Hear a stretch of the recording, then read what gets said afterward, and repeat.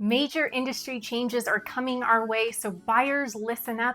As of August 12th, you will have to sign a buyer-broker agreement, an agreement to work with a specific agent before they can even show you a house. So today I want to share the 10 questions you absolutely need to ask any agent that you're vetting.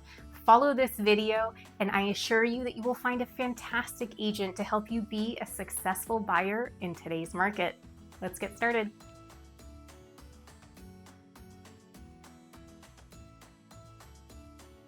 Hey everyone, welcome back to my channel. I'm Erica Monroe. I'm a realtor in the Bay Area and I specialize in Solano County. My last video covered these major changes that are occurring mid-August. If you need a reference point, check out the video above. But today I really want to focus on the 10 questions that you should be asking every agent. How many houses did you sell last year?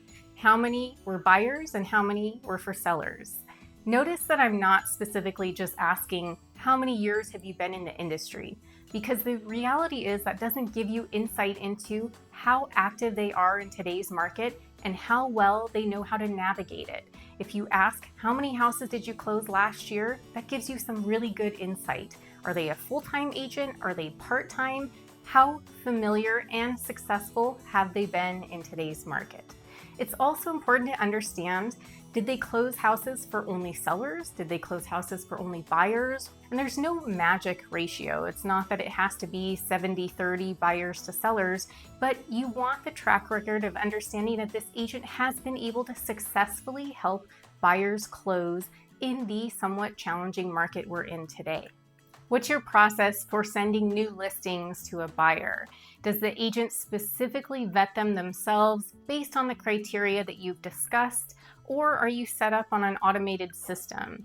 An automated system generally takes your very generalized criteria such as bedroom or bathroom count, possibly square footage, specific neighborhood or zip code that you're hoping to be in, and it'll ping you every time a new listing comes up that matches that criteria. So it's hard to only include things like open concept kitchen or a non-fixer. It really takes an agent's eyes to review these listings and eliminate the ones that they know aren't going to meet your criteria. Now, I know that's going to be an unpopular opinion among my colleagues because it is time consuming, but I think it's absolutely necessary. Otherwise, we're no better than Redfin or Zillow and Realtor.com that do the same thing. It's that personal touch that you're looking for. Now, sometimes I'll include a listing and say, hey, I know this doesn't quite meet your criteria, but this stood out to me and it's absolutely one of the items on your checklist. Does this interest you at all, or should I not send you listings like this any further? That shows time, care, and the attention that you deserve. You also have the ability to look at all these listings on Redfin and Zillow. So if there is a house that your agent missed, you can always bring it to their attention and they may say, oh shoot, I didn't send that to you because it's 2-story and you only wanted a single story, but I'm more than happy to show you that listing. What is your communication style? Less is more is more? What's a realistic time frame for me to receive a response to a question? This is your opportunity to really share your preferences and your expectations. Because remember, with buyers, we're dealing with so many different personalities and lifestyles. And so this is your opportunity to share what you prefer. If you're somebody who really likes communication, would you prefer an agent to reach out with a no update? For example, if there are no houses that meet your criteria, would you prefer that they email you and say, hey, I spent time scouring all the new listings and unfortunately none of them had open concepts or none of them were turnkey. If I happen to have missed one that you're interested in, please feel free to send it my way. That shows that you're of top of mind, you're getting the time and attention that you deserve, but some folks are too busy to deal with no updates. So if you are someone who prefers just to get an email if a new listing matches your criteria, then this is your opportunity to share your expectations. As far as response time to getting an answer to your question, I would say 24 hours is probably reasonable, and more quickly, ideally, if you are in contract. I tend to respond pretty immediately if I can, but keep in mind that agents are real people. We have families, we have family obligations. Sometimes we take vacation and we have clients year round. So it may coincide with when you're looking, but as long as that's communicated up front, I think it's really reasonable if there's a little bit of a delay in response. But that being said, again, this is when you can share your expectations. Now, be reasonable. A 2-hour turnaround time isn't always fathomable, especially if you're sending a text at 11 p.m. We're not going to see it until the following morning. So within reason, I'd say 24 hours is definitely a respectable amount of time. Does your agent have preferred lenders that they work with? And if so, why are they preferred? What is their experience working together? And are they open to working with other loan officers? Well, the answer should be yes. The agent cannot dictate who your lender is going to be. However, if an agent is an active agent, they've likely come across some lenders that they've had wonderful experiences with. I know I have. There are certain lenders that I know will go the extra distance to ensure that my clients have a smooth and successful closing. I know that these lenders are reachable on weekends, on evenings. I know that they're going to make my clients a priority. So if an agent has wonderful experiences with lenders, it's definitely worth exploring them. But at the end of the day, if you find somebody else that appears to be well vetted, you've asked them the right questions, they have very competitive rates to offer, then you choose who you work with, not the agent. Typically, how long does it take for your clients to get into contract? This is a little bit of a loaded question because, as I mentioned, we're dealing with real people and real life scenarios. Sometimes people don't quite have the funds saved and ready to go, but they want to get to know a market, so they start viewing houses earlier.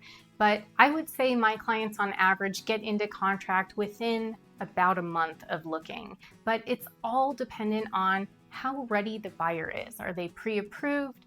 Have they done their research in understanding what neighborhoods they want to be in? How motivated are they? It is going to vary. I have clients who get into contract on the first house they view, and some clients like to spend a few months really doing their due diligence. But an agent should be able to give you an average time frame, and that helps you understand how quickly they work and how successful they are in helping you get your offer accepted. Once we find a home, what is your process for helping us get our offer accepted? This is such an important question and will give you some real insight into how much due diligence and effort the agent puts forward on your behalf. Do they call the listing agent to find out the seller's expectations, to find out if there are any offers on the table, to find out how popular the house has been? Do they run comps and share those comps with you? Now remember that when you have financing, the house that you're offering on has to appraise for that offer price or close to it if you have funds to help make up the difference. That means that a home has to have evidence that it is in fact worth this amount of money, and that's found through comparing comps, recently sold homes. An appraiser looks at how much square footage is there compared to something that's sold recently? What's the condition of property, the location? There's so many different components, but an agent should have the knowledge to help you understand the potential true market value of the home. You need that home to appraise in order to have a smooth and seamless transaction. So you want to know that they can actually share that evidence with you. And furthermore, of course, support whatever your opinion of value is. Even if they're certain that it's going to take this number to win the bid, if you don't see the value, don't offer that number, and you can't expect an agent to put that kind of pressure on you. What areas do you cover, and are there any specific areas that you specialize in? You want an agent who's going to know just the right amount of competitiveness you have to put forward. You don't want to overpay for a property. You don't want to offer such a high number that it's not going to appraise. You want somebody who understands the nuances of that specific market to help you be competitive, but not overpay and not underbid. Once we get our offer accepted, what is your role in the process and how does everything work? Now, an agent should be able to walk you through a closing time frame from start to finish. They should be sharing that they've got really great referrals for inspectors. However, you can utilize whoever you'd like to complete your investigation of the property. So remember, a home inspection, a pest termite inspection, a roof inspection, and anything else that you want to investigate further. They're going to be the link of communication with the listing agent, with the lender. They're going to ensure that everybody's in the know every step of the way, including you. That's going to help reduce stress, especially if you're falling behind on timelines. If an agent is proactive in expressing that to the other side, chances are you will get granted that extension, and it'll be much less tense and stressful for everybody. What is your availability like? Such a simple question, so important. It'll help set your expectations, but also give you an opportunity to communicate. Hey, I work evenings, so I'm only available from noon to 3 to view houses on weekdays, or whatever your schedule may dictate. You're going to want to make sure that the agent has flexibility to meet your demands, not the other way around.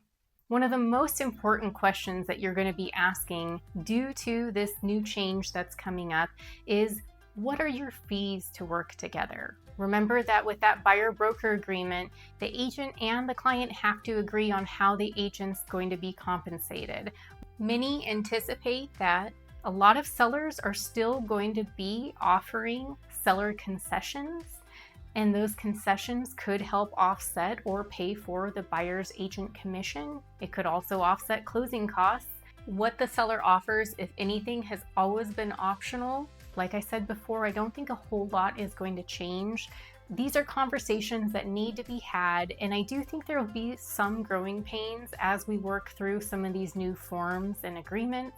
Make sure your agent's in the know with what's happening in the industry. Make sure they understand and have a clear expectation that they can communicate to you, and hopefully you guys can come to a meeting of the minds, both feel great about working together and moving forward to help you be successful.